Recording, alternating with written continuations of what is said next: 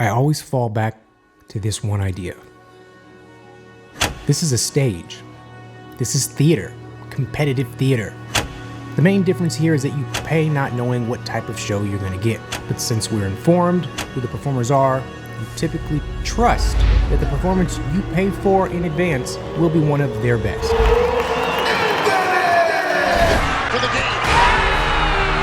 And that's just a Tuesday in October. But then there's this. The conflict between East and West will finally be resolved by battle. And specifically this. Slam Dunk Championship. TNT's All-Star Saturday night, 8 p.m. Eastern. The one moment a year we strip everything away and ditch every aspect of team and finally get honest with ourselves about what the whole point is. Showmanship. Theater. Yes. And in this moment, we actually care momentarily. I told you this guy was gonna win it. About players named Jeff and Mason and Derek and Bob and Jeff and Jay and Chris and Bob, Jimmy and Earl Watson. Kind of like when you walk past some kid selling shit outside the store and you say you'll hit them up on the way out and then willfully forget about them when you're in the store. This is that moment. And believe it or not, when the entire light and focus is on Derek, there is nothing else going on in the NBA. I mean, literally, nothing NBA related. No basketball in the world is going on other than this. And as a result, you, Derek, are the center of the entire universe of basketball that you've been battling to join for your entire life. Now what is this young man gonna do? I don't know, he better fly. But still, some of these momentary blips choose to share the spotlight. This is a stage, remember? It's a one-man show. And you say, nah, I need help. But it's not unheard of, okay? It doesn't have to go wrong. Think of it this way. If you're a different type of performer, like a musician, singer, rapper, anything, and you are the main act, you can very much benefit from bringing someone else out, right? Bring them out. Like, I don't know, when Drake was in Detroit. You work with me, I work with you, Detroit. And brought Eminem out.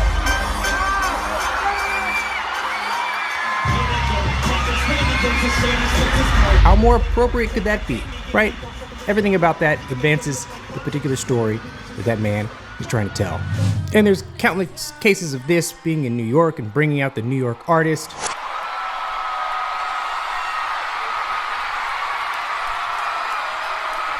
Whatever, the relevancy matters. But it really is such a narrow pocket, relevancy. And depending on all of the circumstances, it must be appropriate, exciting, and purposeful. And there's only few ways to top that. One would be, I guess, bringing out the unexpected, or even, instead of the famous, the infamous. I don't know, Jay-Z bringing out Michael Jackson at Summer Jam 1998.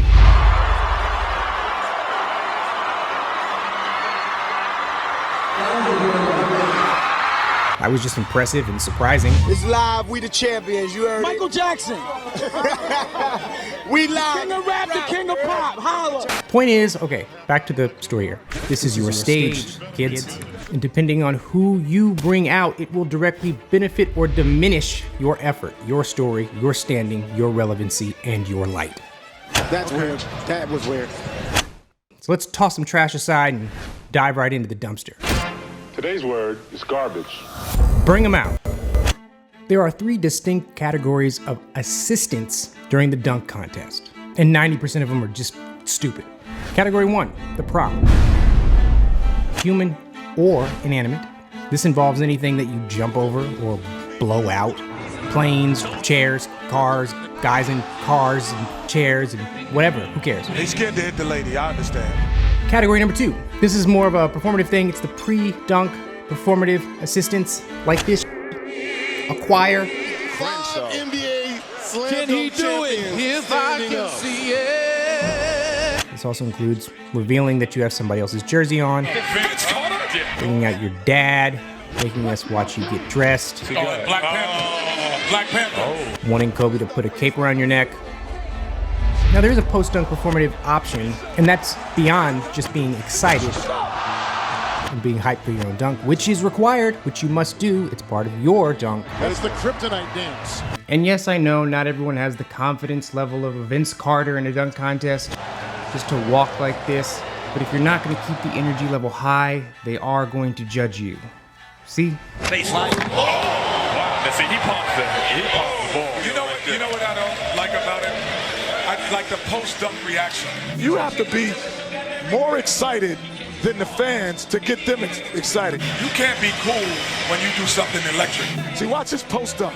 After he dunks it, he's just calm, collected. Yeah. You gotta be electric. You gotta show it. But that's really all on his side, because what I want to talk about is something special. Something dreadful.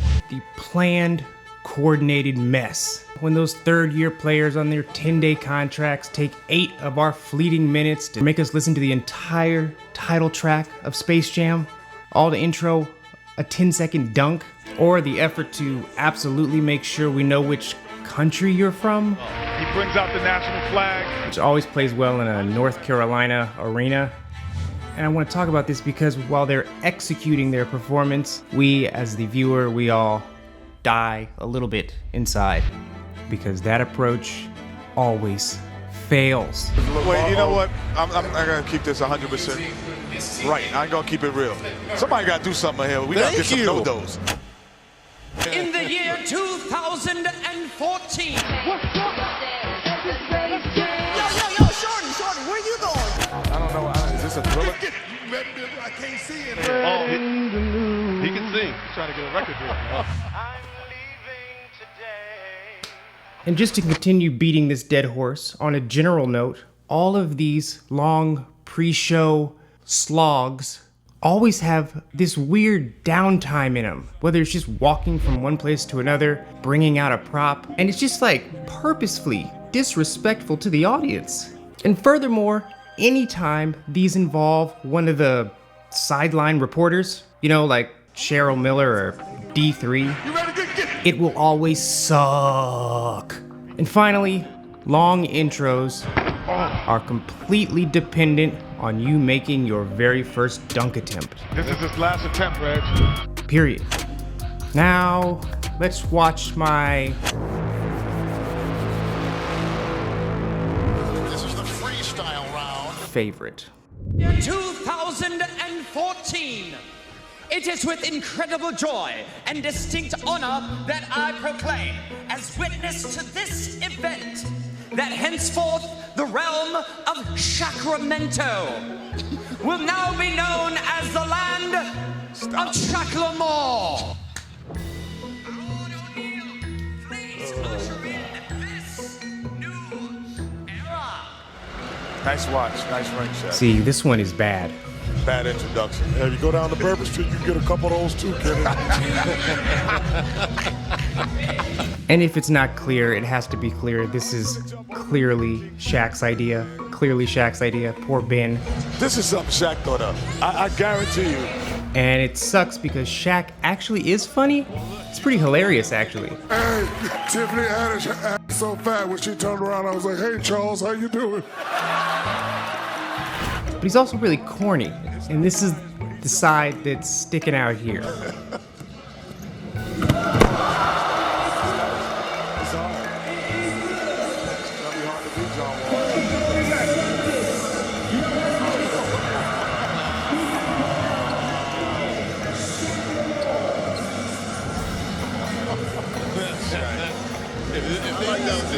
And now what? Now what, Ben? What are you gonna do now, Ben? What are you gonna do with that hat now? You gotta be a show. Or then there's Victor, who just likes to do tasks while the announcers guess what's going on. Oh, he is getting. He's asking them to autograph the basketball. Oh, they're signing the basketball. Or this selfie. Oh, now they're getting ready to tweet it out. Or this. To be a part of it. I mean, okay, let's watch this next one. And let me tell you, this next one might be the worst thing ever.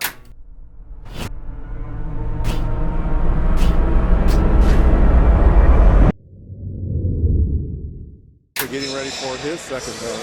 You know, this kid is like 21, Hold up. Yo, Shorty, where you going? Come on, you lost? You've lost something? What's wrong? Oh no, my toy's stuck in the hoop. What did you do? I don't know. All right, let's ask the man. Serge has a knack for this type of disaster. Can you please go get it? Oh, right there? Sure, I can. Okay, give me 5 seconds. I got it. 5 seconds. Stand over here, little man. I wonder where your parents are, baby boy. The key here, and all future dunkers should pay attention to, listen to the crowd. What are they doing?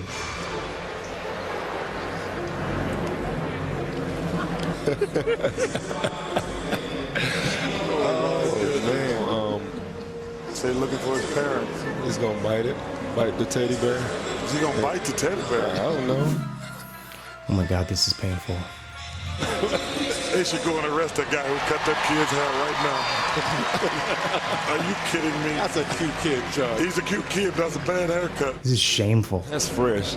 You just bald-headed, so you Yeah, don't know. he just hating You ain't never had a haircut. What I tell you, see? What I tell you. Just watching their face. Now what? He got to do that thing again. And then we see that ladder come out. Time gonna be on their back right now. The ladder is like the universal symbol for this ain't gonna be quick. Look at that cute kid with the bad hairdo. Oh, look at him. He's so excited. Please bring him back his teddy bear. He wants his teddy bear. I'm positive Serge could just put it back up there by himself. Wow. They should use the shot clock. I don't know. Right now I'm starting to think that maybe Serge is playing a villain in this situation where he's the one stealing the teddy bear and this is some sort of looped moment that continues to happen and that's the hell we're in and why the kid so certainly walks out onto the court. This is like a time loop. That's what it is. Episode of Law and Order. Also, what's with Serge having zero clue what his line was? Can you please go get it? Oh, right there? Sure, I can. Okay, give me 5 seconds. I got it. 5 seconds. Stand over here, little man. I guess he's just way too confident in this situation. He's probably like, oh yeah, we'll do that, we'll that. I'll nail my line when I'm out there. So you have one line. Well, line and then dunk. Spent more time working on his jump shot than blowing out damn camels. He'd still be in the NBA. And then 15 dunks later, he made it. And Serge was never invited back to the dunk contest. I sure hope this kid's parents wash that bear thoroughly. All right.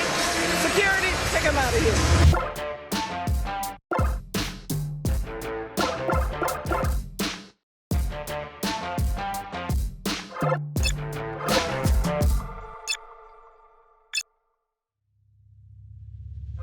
But a performance isn't the problem.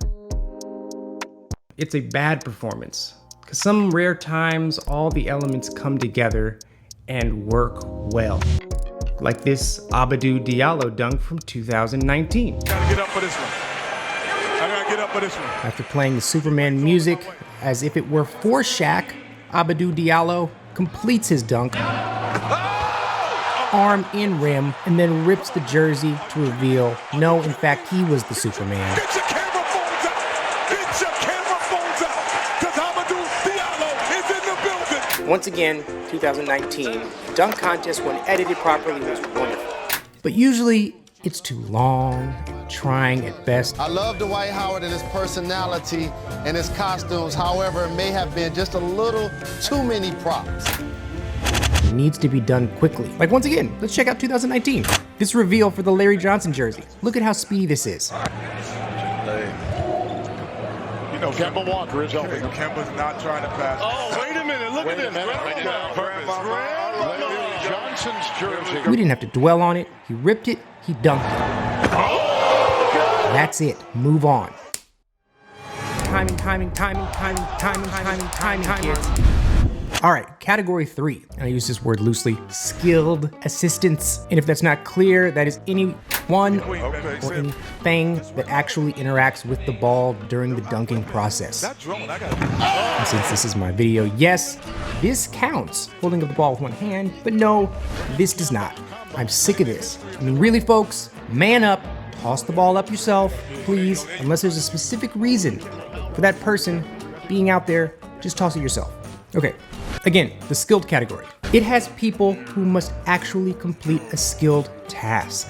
Bounce the ball, toss the ball, kick the ball.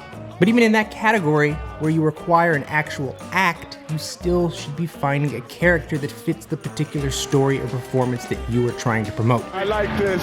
Oh, he got it. Oh!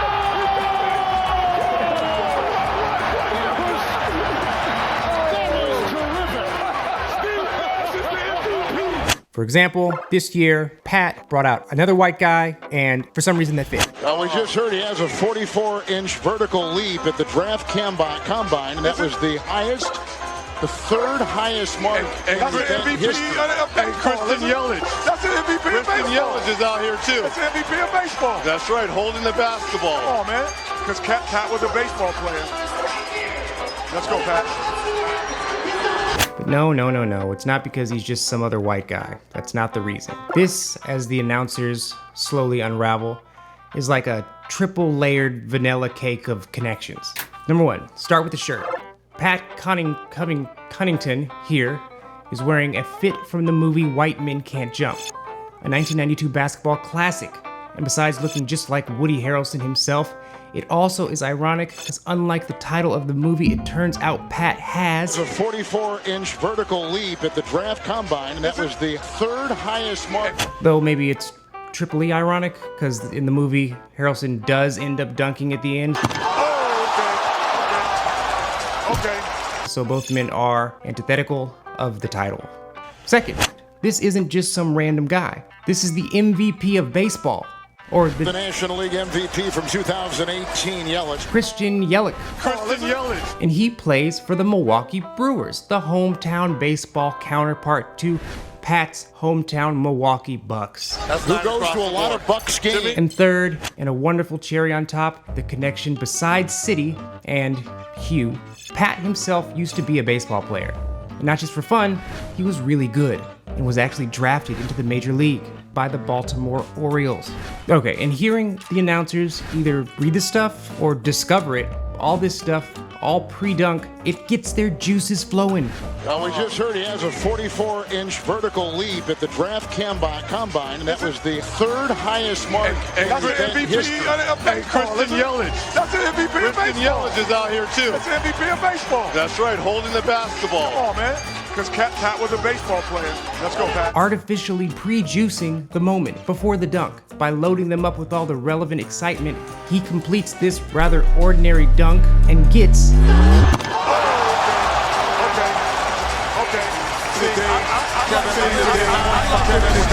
Okay, let's run through some that have worked. Nate Robinson bringing out Spud Webb. High, and he's got more creative stuff. That's what you see. I know what he's doing. I see it. I see it coming. He's bringing out Spud. Okay. He's bringing out Spud Webb. The 1986 slam dunk champion. As long as it moves quickly, it's okay. And it's not quick. And even though the crowd is maintaining excitement, as is Magic, This may be 50 Kenny. I feel like this is a very critical moment when things could very well turn. So as a result, the man must make the dunk on the first try. Let's see. Whichever way, this may be 50 Kenny. 50 Kenny. 50! And how about Spud bouncing the ball? That's tough. I don't care what you say. The young fella came in here and put on a show. Yes, he did. That's theater. That's theater right there. That's theater right there. That's theater. That's drama. Put a show Bring out Spud Webb. Show you. I love it. Dominque, Michael Jordan, Dr. J, Spud Webb. That's what we talking about now. They not laying in their grave now, Charles. Wasn't that beautiful? That was beautiful. That was even better on the replay. See, Magic's good at this. He's good at hyperbolic hype. Dominque, Michael Jordan, Dr. J, Spud Webb. That's what we're talking about now. And I definitely think that added to the energy for the announcers. Wasn't that beautiful? That was beautiful. But the fact that the crowd never let up either, it means that it really was a moment. It really was a thing.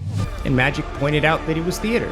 That's theater. That's drama. That's what it is, man. It's got everything. It's got basically laced the judges' Gatorade with ecstasy. They were so juiced about this. And Magic understands, you know? He watched it through the replay, knowing that the replay should always make the dunk look better. That was even better on the replay. If there's something about the dunk that's revealed in the replay that makes it look worse, well, that's the stance you need to take. It's always in the replay, the slow motion. Oh, I like that. Yes, sir. Larry Nance bringing out former dunk champion and dad, Larry Nance Sr. okay. Oh, he bringing out Daddy. Oh, okay. See, look. He bringing out Senior. Don't mess it up, Daddy. You ain't passed it in a long time. I really wanted to see what Dennis Smith had, because I know he has some stuff left. Yeah. Here we see Larry getting distracted and wasting a ton of time here. Poor Pops is getting cold over there. What you got? Dad in the lane. Oh, come on, Pops. Yo, I'll send you to your room if you don't do this, man.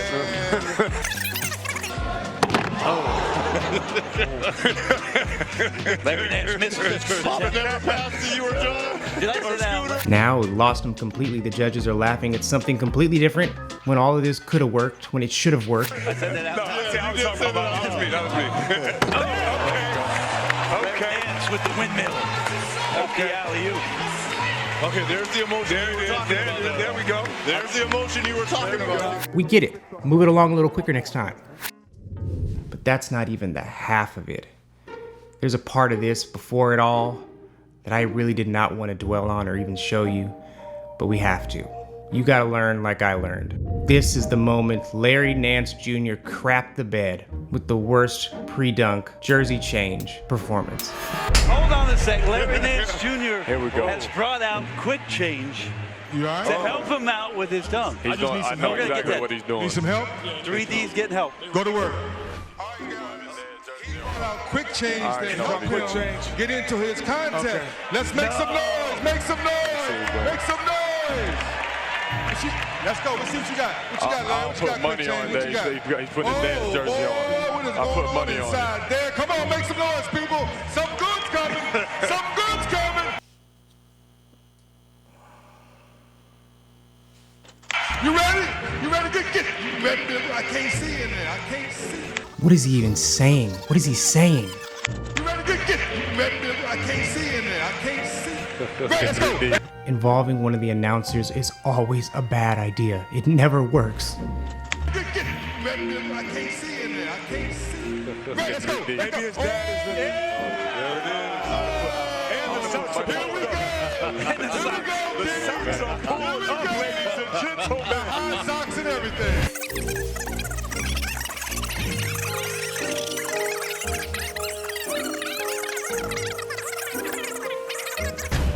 Yes. Wow. This is what Dad says. It was a little bit harder than you thought. This was a thoroughly and exhaustive failure. Now, notable here, this was great, also from 2019, having J. Cole, an extremely relevant person at that particular time. You got to get the people's champ in here. Got to. Not just as a prop, but as an assister. That was daring. That added great relevancy and suspense. Wrong guy. He got dragged. Wrong rapper. I don't know, Jay. What's he putting on here, Kenny? Okay. I don't know. That's his high school of J. Cole. But he likes it. He got it. He jumped. It's like he jumped too high almost. And here's that rare moment. Only happens sometimes. When a missed first dunk attempt does not wipe out the excitement in the room, where it actually increases the energy. The key here is that when you get this little boost, you have to hit the next one. He's got that. Not to mention Cole attempted to dunk at the end, which is a win for everybody.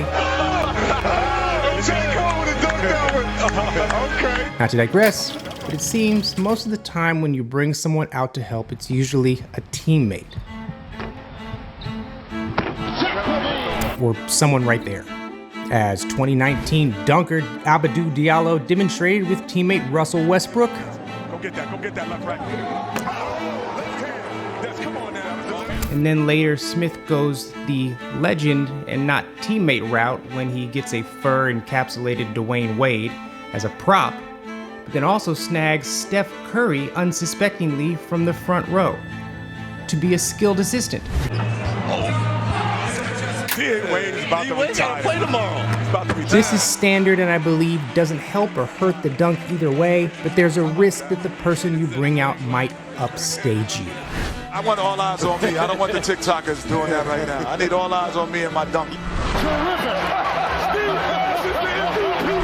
Because more than likely, you as the dunker are nobody and you need to maximize your screen time. Face time. and every second they spin in a replay of Shaq's face instead of yours, you are literally losing money. Another example of second billing yourself, something like this. The Steve Nash, look at my footwork while I'm literally way back there in the background of this camera shot dunk. I don't know who this was about, especially since he couldn't nail it right away. This became the Steve Nash show.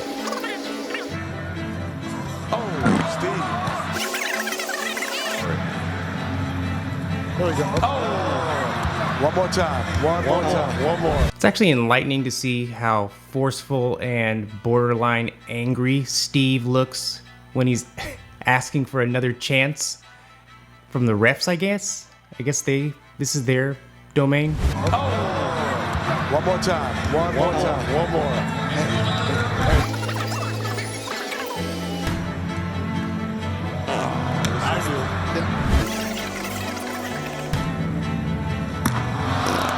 I think I removed Steve from the process. I think somebody should just say, Steve, use your hands.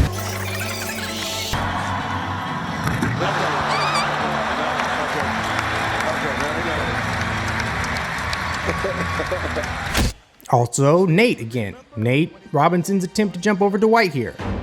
This to me felt odd and almost more about Dwight doing him a favor than Nate actually completing something, getting over on him. They're going against each other.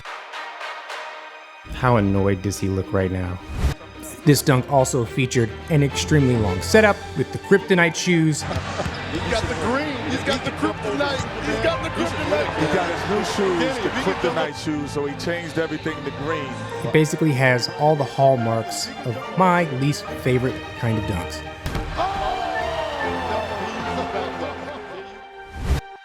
Dwight is such a good sport. I mean, he is thoroughly done with this, and Nate's just dancing. Also, blah, blah, blah, blah, blah. Okay, now we get here. This is the whole point. Aaron Gordon, a man who may end up being best known for... Heck of a dunk contest. This was an amazing dunk contest, guys. They both should get it, man. That's because he got screwed on his scores. That's highway robbery. That's robbery. They felt you were robbed. Did you feel that way? Yeah, for sure. Yeah. And then again.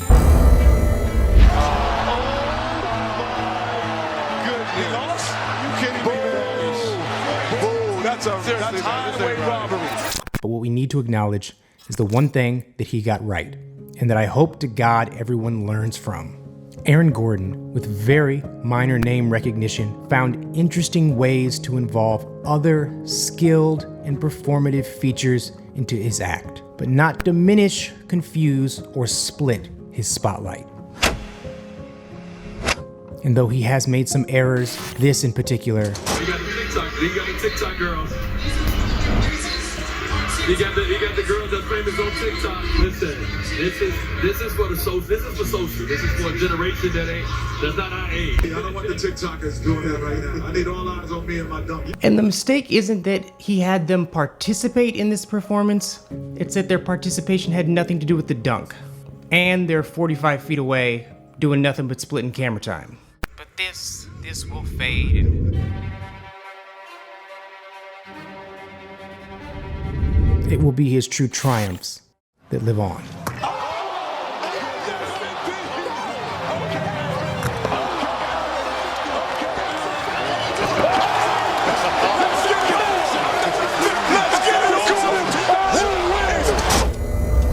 And again, to reset our palettes, I believe the best scenario is one man, one ball, actually dribbling it, not just running with it.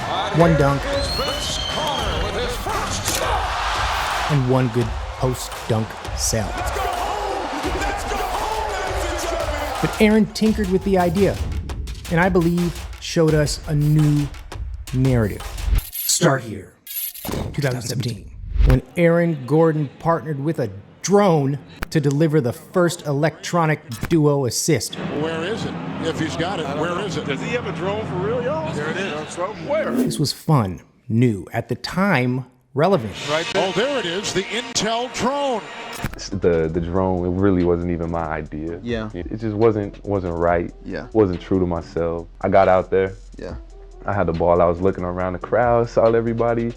I was like, damn, what the hell am I doing here? Now, we've got a lot of revisionist history going on here because if you notice Aaron here, in this moment, he feels iffy about that time. But it is a false memory. It's clouded by his focus on the negative. Because all we need to do is watch the actual segment. As if a drone hovers. If he does that, I'm leaving. If he does that, feet right there.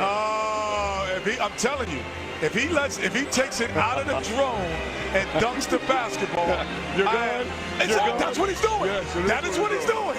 I told you, that is what he's doing. Oh, right there. Yeah, baby. Oh, he's not getting that. He's not getting that. He's not getting that. No, he's not. No. Oh. You hear that they were 100% into it as the trajectory of the energy climbed steadily all the way to a potential crescendo. No, he's not. All he needed to do was make the dunk on the first attempt.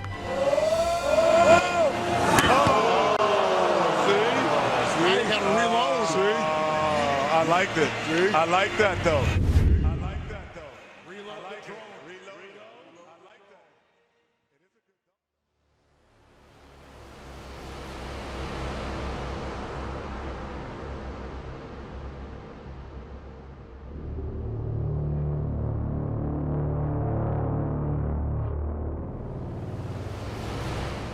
But it was actually before that, in 2016, when he drug us out of the water onto land. When he brought out... And he brings out his mascot. The mascot. This is when he really showed us the way.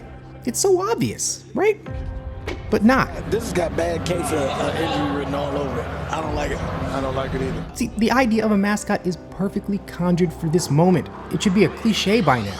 It's a figure that embodies everything about the team and basketball and also nothing at all at the same moment. It's a thing that has perpetual relevancy. Its entire existence is to support the team and the players. It's so inherently recognizable, yet no time needs to be wasted on the reaction shot of its face. And it's larger than life. It's wacky. It gives us so much of the belief that anything can happen.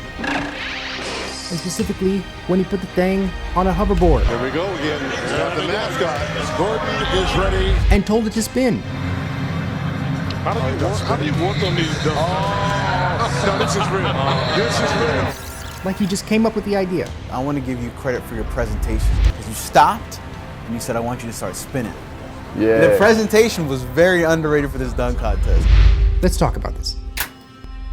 None of us took into consideration at that moment the health, well-being, or even the ability this fuzzy amalgamation may or may not have to complete this task. The mascot is always in control.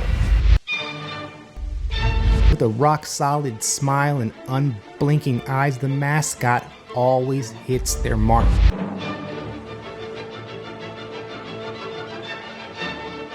We believe in mascot. So we believe in their ability. Just imagine Elfrid Payton out there spinning around. You don't have the same effect. No, that might be Elfrid Payton in that mascot. It's a heightened environment. Our suspension of disbelief is being tickled. And most importantly, everything that is accomplished here, it all shines directly back onto Aaron.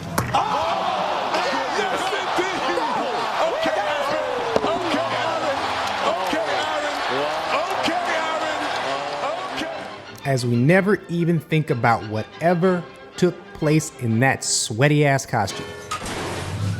Zach may have been graceful. Zach Lavine may have been superior that night in his dunks, but it is these images that represent that moment and will live on forever. We'll say this, Zach Lavine was the winner, but Aaron Gordon had the most impressive dunk. Aaron Gordon was He had the most impressive dunk. 2020. Aaron decides to do it again, and all I could hope for was that he would bring his brand of theater back. I think I'm just gonna come original with it. Theater again where a group of mere nobodies get to be the star. A chance most of these guys never get. These people aren't ever gonna get this spotlight again, most of them. But even the seasoned vets with almost a childlike unawareness, they force us to wade through a pre-dunk slog. handlers putting it out there for Blake Griffin, who, with his coach, Kenny the Jet, have come up with an extraordinary Stand up, dunk. ladies and gentlemen. Stand up. Stand up, ladies and gentlemen. I am not going to make you watch this whole thing, and I'm not going to kill my watch time either. But oh god, it's still going on. Gentlemen, Blake, do you believe you can do this? Blake, do you believe you can do this? Blake, you believe you can do this?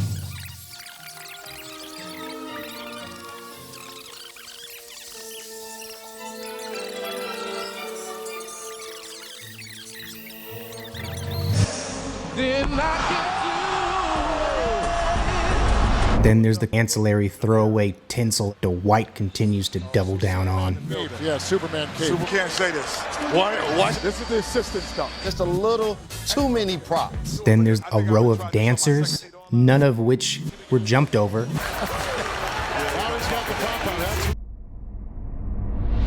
And then there's this, the cardinal sin of dunk contest sins. I cannot overstate this. What you're about to see is a complete lack of understanding, a complete unawareness of the moment.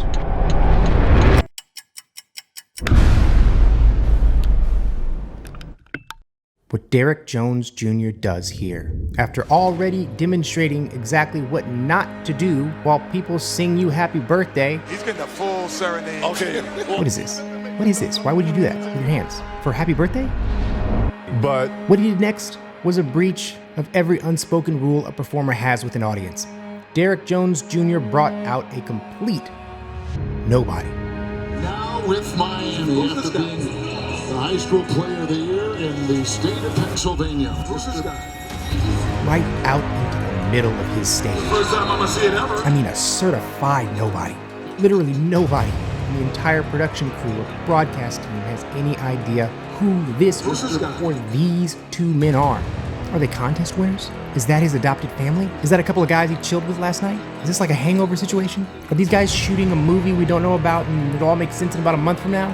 These guys, who literally had tight shots of their own, were never identified, have zero, actually negative significance to the show that is being broadcast live to millions of people right now. And he did it again and again, and he doubled up. Listen, it's okay to use friends or people you trust, which is what I suspect. But please, if we don't know them by face or name, and you don't want to provide a quick one sheet to the announcers why this one guy makes this one dunk better, then please abandon your friend. I mean, what? I'll take anything. Maybe this guy's like a former dunk champ, right? And he broke his leg and was amputated, and all he ever wanted to do was participate in a dunk contest again, and this was his chance. Maybe? Or is this just Luke, your buddy, who hooks you up with those dope energy bars? Because if it is just Luke, then maybe you just toss the ball up yourself. Or maybe put him in a God-blessed fluffy blue costume. Seriously. And it's not personal here. Players have been called out for this exact behavior before. Kenny? I have one question though. Why didn't he bring out an NBA player? Who was the guy? I didn't catch who was that. Funny part here is that seems to be the exact same guy in both of these dunks here. It's like a dunk guru or something. The point is that Derek, who is now calling himself the greatest dunker ever, doesn't even have an awareness that presentation and story matter. So at this point, I'm just hoping for something. And Aaron Gordon gave us a little something at the last minute here, turning to Chance the Rapper, giving our announcers a moment to put two and two together. Oh, okay. He's taking a chance. Oh, I get what you just did there. He's taking a chance. I get what you just did there. I get what you just did there. That's smart. Okay, effort acknowledged. It was concise. Story advanced. I get it. And yes, he did rely too much on chance in further dunks, but it was nothing, and it doesn't matter because the moment that I waited for and I hoped for was next. It was here where my world stopped. What happened next was baffling, confusing, a glimpse into the next level of theater that I didn't even know was available. It was dangerous. As the mystery meat man himself emerges like an infamous mute.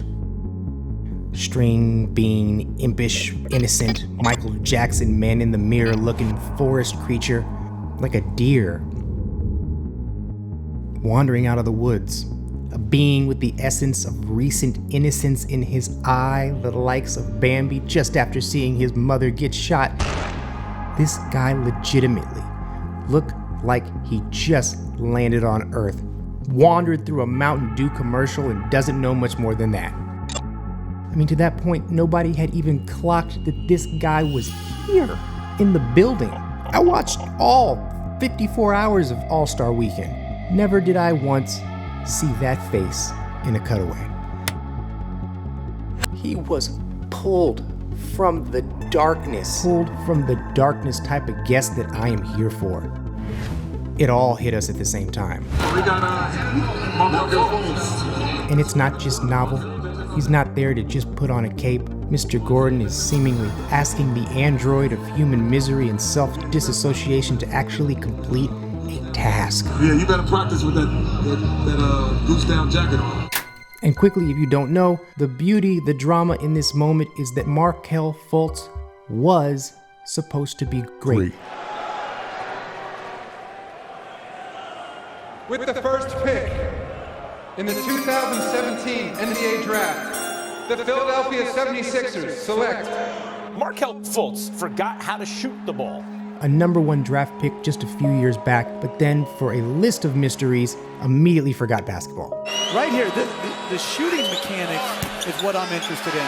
That's a bad looking free throw right there. And ever since, he's had these flashes of brilliance. Kind of like, I don't know, Jason Bourne remembering who he was, these flashes. But even in some of those moments, he seems immensely terrified by the thing he just did. Look at this. It's like he dunked it and then realized he dunked it. So as Aaron Gordon literally pulled him out of the void, brought his teammate, Markelle, into the light. By choice, by design, he brought that entire Is he the biggest bust? story So disastrous. with him. That does not look good at all. And again, Aaron didn't just ask him to stand there or wedge a ball at the base of his neck. He needs Markelle to hit his mark. There's still time for him to turn this around, and certainly the opportunity is there for him. And what is the bigger picture right now? This is not a first dunk. Aaron here is in dire need of a perfect score. After going back and forth with Jones Jr., this man needs a 50. The fate of his viability, the fate of this entire competition was now in the hands of the most questionable hands in this current iteration of the NBA. The layers, the journeys, questions, the difficulty. And this is what happened.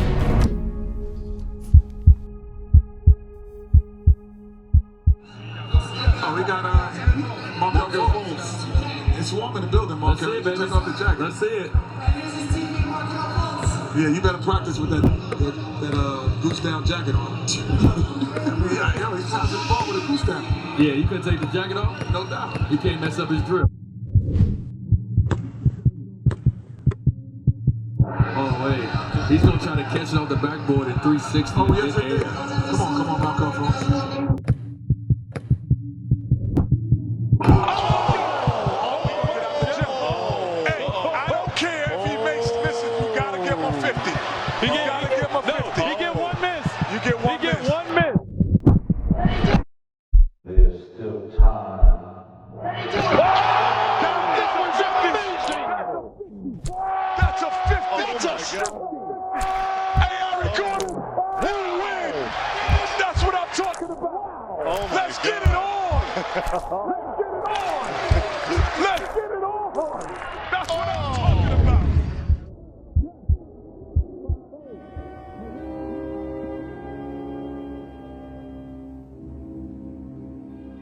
But now that we've seen it, let's talk a little bit more about this because there's something so rare here. There are so many things building on top of other things. Just the tension leading up to this moment, going back and forth between the other guy and Aaron, trying to top each other, trying to maintain their perfect scores, leading all into this particular moment here when Aaron handed the ball to Markelle. What did Markelle do?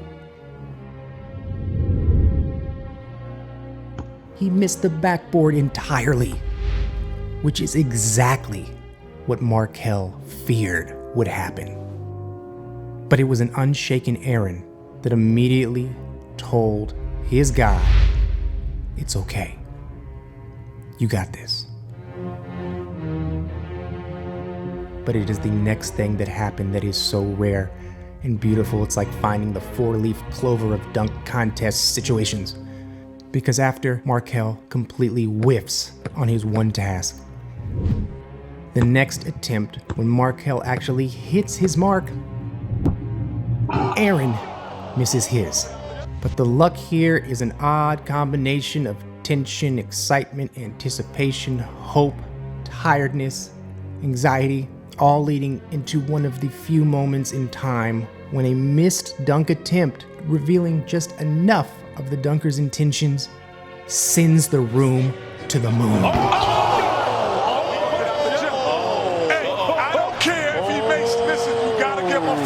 It's rare, man. In the full arena, already primed by the moment, the characters, the dread, they get a glimpse of the dunker's blatant audacity. That sneak peek is enough to fill the room with so much explosive energy. But that energy is volatile and dissipating quickly and can only be lit if the next dunk attempt is successful. And it's this micro journey of teammates, trust, encouragement, and redemption, from complete failure to ultimate precision. Precise enough to even hit the corner there, so it bounces off right into Aaron's path. And hitting that corner is the story of Markelle's life, surrounded by monumental failure, but just a flash of brilliance. This full story arc, from not even close to exactly as planned, it delivered us in just a minute from the lowest odds and expectations to the pinnacle of dunking and excellence. And this is what happened.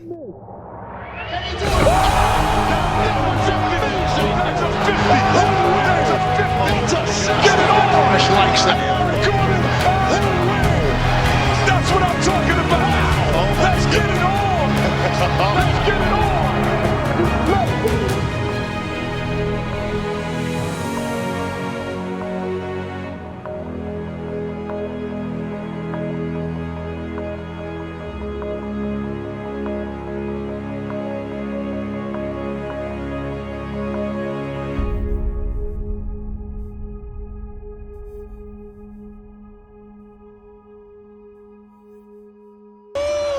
That was even better on the replay. 3 things. Don't become a patron unless you like abusive relationships, or become a patron because I do plan on doing something pretty amazing there. I spoke with one loyal patron about this, that I'm giving access to a Google Doc where it has basically my whole process in there. Clips, videos, ideas, half thought out ideas, lists, random pictures that inspire me. It's just this whole folder, and I'm gonna give access to patrons so they can just go around in there and do whatever they want, including change it, mess with it, utilize it. It's a playground, and I want people to contribute. You see a half-written script, finish it, add stuff. I'll never erase what people have done or take credit for what people have done, but I want it to be kind of like a community thing. All right, I'm working on that. I want it up by April 7th. That's the goal. Wait, let me get on camera for this. All the priorities in the world, well, depending on who you're talking to me and my family, this is a pretty damn big priority. But in terms of your life and the bigger, broader scale, well, when is this ever a priority?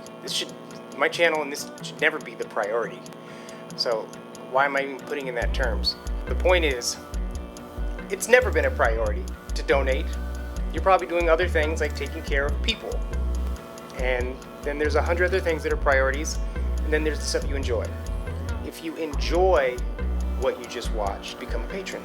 If you enjoy this kind of content and you want to see more of this, there's not really much standing in between me and actually doing this consistently again. I got the motivation, I got the ideas. You can see it in the Google Doc. Sometimes it's between doing an hour-long version of this or taking some random gig that I hate. Those gigs aren't around anymore, and I'm clearly preaching to the choir here. But I like to dunk, and if you like to assist, let's do an assist dunk. Like $1, just $1 though. Just $1, guys. All right. And finally, don't buy a shirt. Please don't buy a shirt.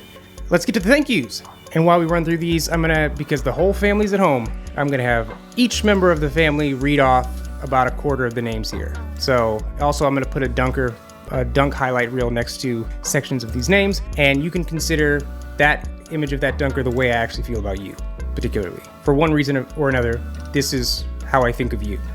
All right, enjoy the screaming in the background. Tom Putz. All right, and action. Tom Putz. J-O-So, Swift, So, Ion Douglas, Martin. Wait, Ion, say that one again?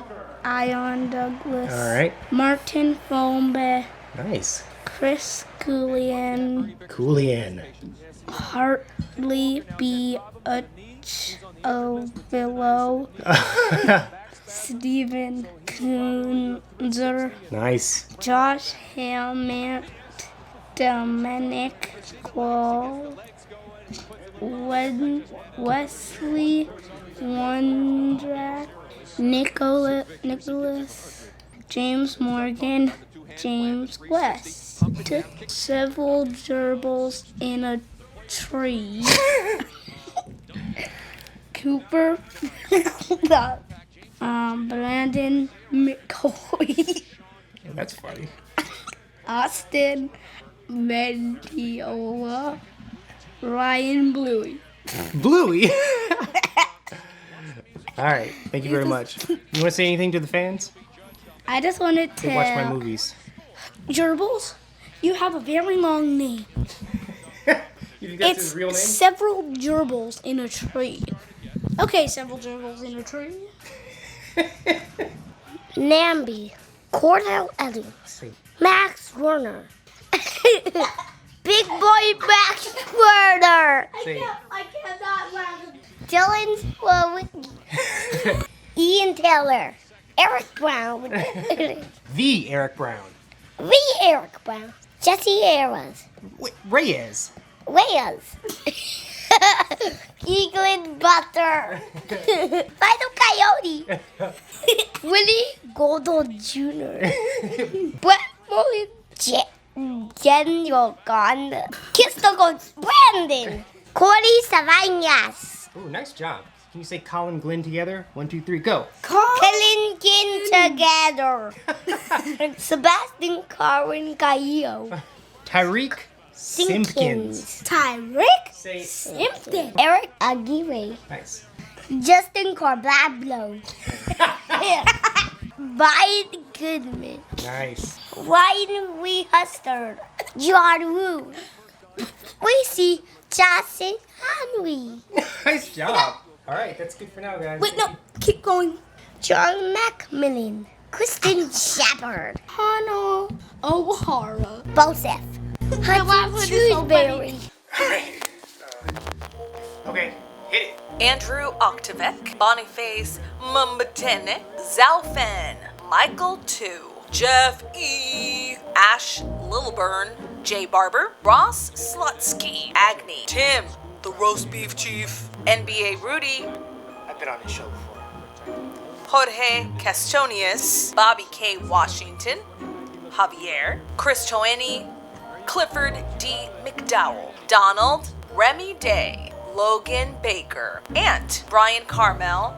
Do these next few as if it's like the in memoriam section. Matthew Delegati, Oscar, Emmanuel Zantulis, Nicholas Collard. And everybody else gets me. Kieran Lee, TMV23, Chuck Thompson. I owe you a shirt because you won the art contest. Gerald Obi, Ian. Shout out to Ian Douglas, by the way. I don't believe my kid's got his name right. D1 Dan B, or Aurelia Lux. Aurelia. I like that. Aurelia Lux. Declan Curran. Declan. Tommy G. Connor Nichturn. Igor. I used to live across the street from a guy named Igor. Fatty McDougan. Glad my kids didn't read that one. Sun Fan. Casey Minnick. Hartnett. Paul Nirinkinindi.